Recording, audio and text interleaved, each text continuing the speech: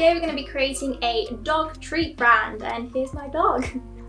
So yeah, we're going to be creating a dog treat brand, and this is another brief from Wildflower Design Co. So if you are interested in these briefs, definitely check her out. These briefs are really good and very helpful. They've helped me out in, not bothering with creating names, as this is a very big problem for me.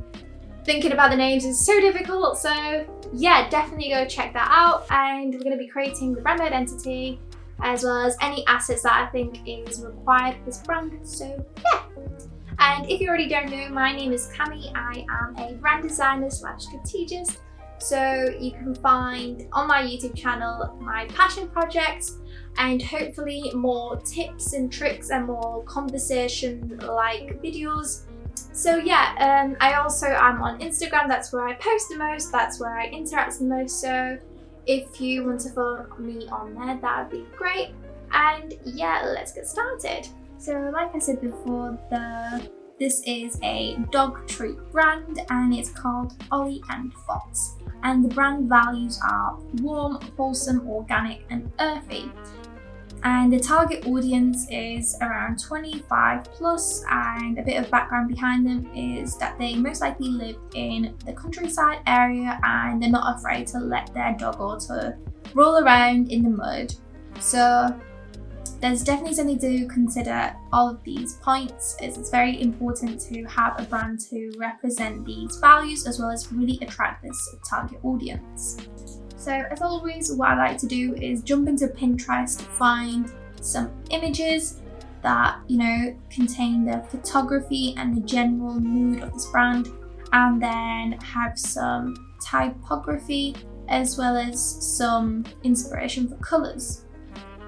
And basically I already found these pictures and I'll be just messing around seeing what I can do for the mood board to basically create a attractive mood board, as we don't want to create something that basically has a row of pictures, row of fonts. We want to integrate them quite nicely together, and the main goal is to create this mood. So I found really nice typography. I thought for this brand we could create something more unique. I really enjoyed these swervy fonts here, and I really like how these letters really interact, like the A and the S here, as you can see. And I got this colour palette that I thought could really work perfectly for this brand, which was from Adobe Design.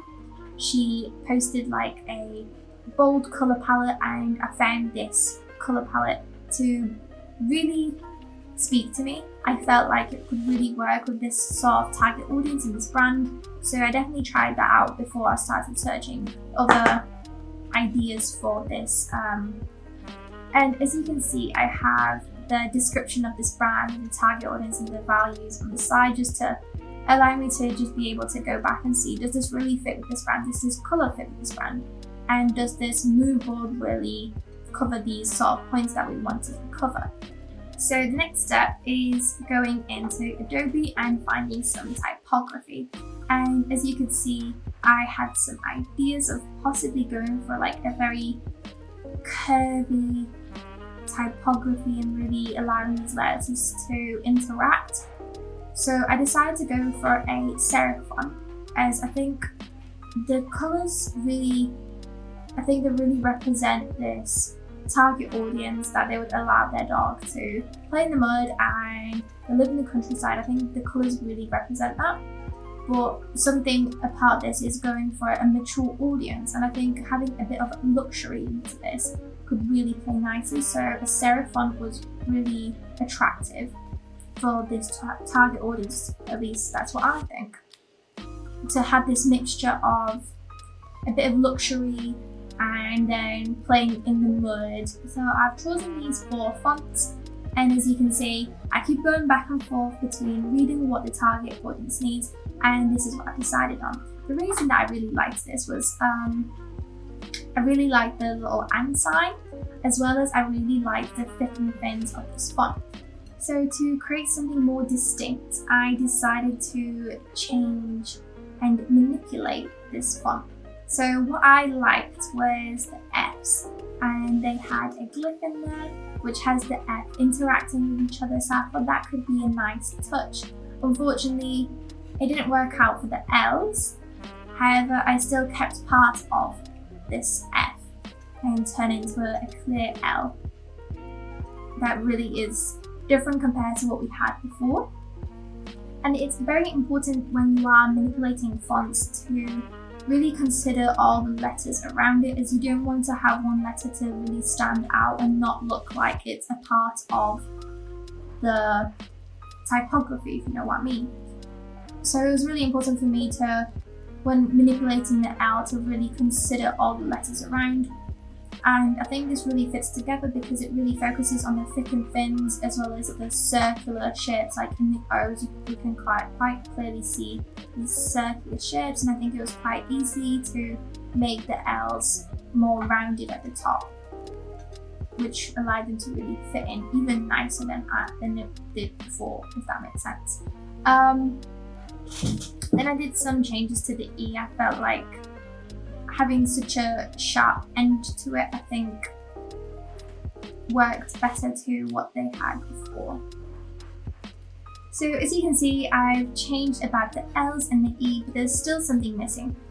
So I decided to also change the F as well. And what I did change was the bottom of the F, remove the serifs and create a more curvy F that really goes with this typography. I felt like it fitted more, as when we changed the L's, I think the F was really standing out because it wasn't as curvy as all the other letters. So I think creating this change really allowed this to be more distinct, and I think it definitely works 10 times more better. And finally we get into creating the logo mark, as it's always important to have some couple variations of the logo. Definitely when we have such a long name, it's definitely good to shorten it into a logo mark. So what I did here was choose the O and the F as well as the and sign to create something more distinct as well, and this really allowed me to further play around with the letters, with the F especially. Before we continue, if you like this video so far, please give it a like, a comment, and subscribe. This definitely helps my channel out a lot. It allows me to know that you actually enjoy this content and you'd like to see more of it. And if not, definitely leave a comment below what would you like to see instead of this or anything like that. So yeah, let's get back to it. And as always, when I'm working with fonts, it's always important to stay in black and white. So it's important that it's readable in black and white, as if it only is readable when it's in color, then basically it doesn't work as well. It's always very important to first work in pure black and white. So what I did here was remove some of the letters and create basically an outline, so it's quite clear to see all of these letters on their own. And I think this is one of my favorite logo marks that I did. I'm very proud of it, and it's always hard for me to manipulate fonts, and it's something that I've been trying to do more, and this is definitely a success. I'm going to be definitely doing more of manipulation of fonts, as it allows me to create a more distinct brand. And I think it doesn't have to be a massive thing to change the font. You don't have to create basically a new font. It's just these slight things that can really make this typography stand out and create something more different.